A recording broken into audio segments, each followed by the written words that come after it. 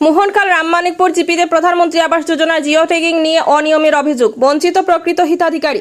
ধলাই বিধানসভা কেন্দ্রের অন্তর্গত পালংঘাট উন্নয়নখণ্ডের মোহনখাল রামমানিকপুর গ্রাম পঞ্চায়েতে প্রধানমন্ত্রী আবাস যোজনার জিও ট্যাগিং নিয়ে চরম অনিয়মের অভিযোগ সামনে এসেছে। মঙ্গলবার জিপির 3 নম্বর গ্রুপের জনসাধারণ সংবাদ মাধ্যমের কাছে অনিয়মের অভিযোগ তুলে ধরে বলেন, সদ্য সমাপ্ত গ্রাম পঞ্চায়েত নির্বাচনের পূর্বে জিপির জীবিকা সখী রেজিমা বেগম প্রধানমন্ত্রী আবাস যোজনার জিও ট্যাগিং করেন, কিন্তু বর্তমানে যখন প্রধানমন্ত্রী আবাস যোজনার জিও ট্যাগিং এর তালিকা প্রকাশিত হয়, এতে দেখা যায় অপেক্ষাকৃত সবল ব্যক্তির নাম তালিকায় থাকলেও প্রকৃত দরিদ্র পরিবারের নাম তালিকায় নেই।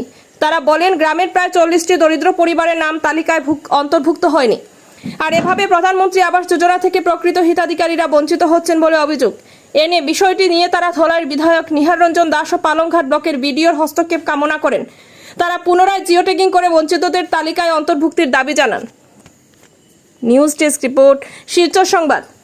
আমরা এখানে যে জড়ো হয়েছি পালংঘাট ব্লক এলাকার মোহনখাল রামমানিকপুর জিপির 3 নম্বর গ্রুপের এখানে প্রায় জনসাধারণ, বিশেষ করিয়া পঞ্চায়েত ইলেকশনের যে প্রাক মুহূর্তে জিওটেক হয়েছে প্রধানমন্ত্রী আবাস গিয়ে, কিন্তু এই জিওটেকে দেখা যায় যে নাম যেগুলো তালিকাতে আইছে এটা কিছু সজ্জন মানুষের নাম আইছে, প্রকৃত যারা যে হিতাধিকারী যেমন এইরকম যে হিতাধিকারী এরা প্রায় 40 জনের মতো বঞ্চিত হয়েছে।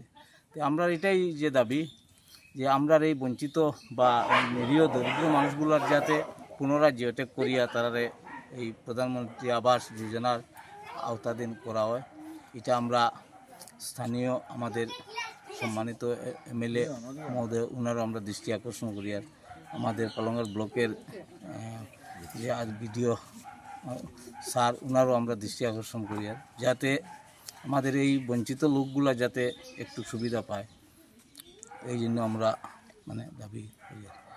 ওই যে আমি সরকারি কোনো গড়ও পাইছি না, আমার বাঙ্গা ঘর জলও ভরে, আর আজ যত বছর হয়েছে বিজেপিত ভোট দিয়েছি, আর কিতা পাইছি আমি কিচ্ছু পাইছি না। না জিওটেক করছে, আপনার নাম লিস্ট হয়েছে না, রেজিমা বেগম। এখন কিতা লাগি আইলো না, এটা তো কইতে পারতাম না। তোটা আমি গড়ও পাইলাম না, ওটা পাইলাম না, অরুণাদয়ও পাইলাম না, গড়ও পাইলাম না, কিচ্ছু পাইলাম না। কিন্তু ভাইবার যোগ্যতা আপনি দেখুন, ভাইবার যোগ্যতা না, লেট্রিনে গো পাইছি না আমি। বিজেপি তত ভোট দিয়েছি, পাইছিও না, কোনটা পাইছি না। এখন কিতা করবো, দুঃখ লাগে না নেতা মানুষের পাইতে, আমি হইয়া না লাগবো না, ওটা হইয়ার আমি আর অন্তর্গত সাধারণ জনতা, অত্যন্ত দিন মজুর, একমাত্র আমাদের পরিশ্রমের উপর আমার সংসারটা চলে। আর সরকার বাহাদুর যেহেতু ঘর দরজা দিতেছে সবারে গরিব দুঃখী দেখিয়া, তো আমরাও বড় বাসনা করছিলাম, এই বাসনা আমরা ব্যর্থ হইল। যারা ঘরের লিস্ট করছে তারা যারা না পাইলেও চলে, তাদের নামটা তালিকাভুক্ত হয়েছে, তারা পাইতো। আর আমরা যতজন আছি এখানে প্রায়জনই বঞ্চিত। জিওটেক করছিল কিন্তু তাই তো লিস্ট দিলা, আমাদের সবের জিওটেক হয়েছিল কিন্তু নাম মাত্র অল্প সংখ্যক আইছে, যারা না পাইলেও চলে।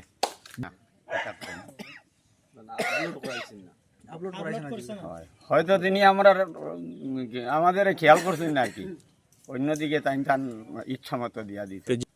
রেজিমা বেগম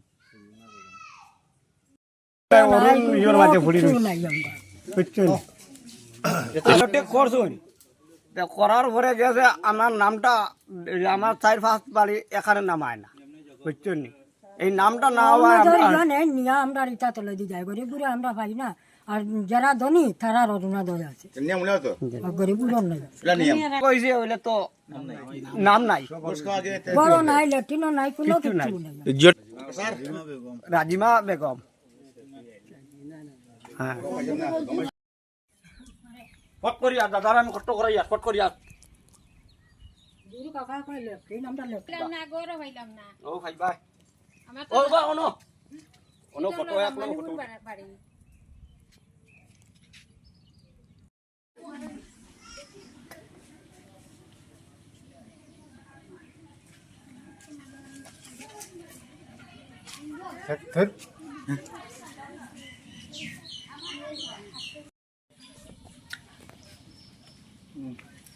আচ্ছা আচ্ছা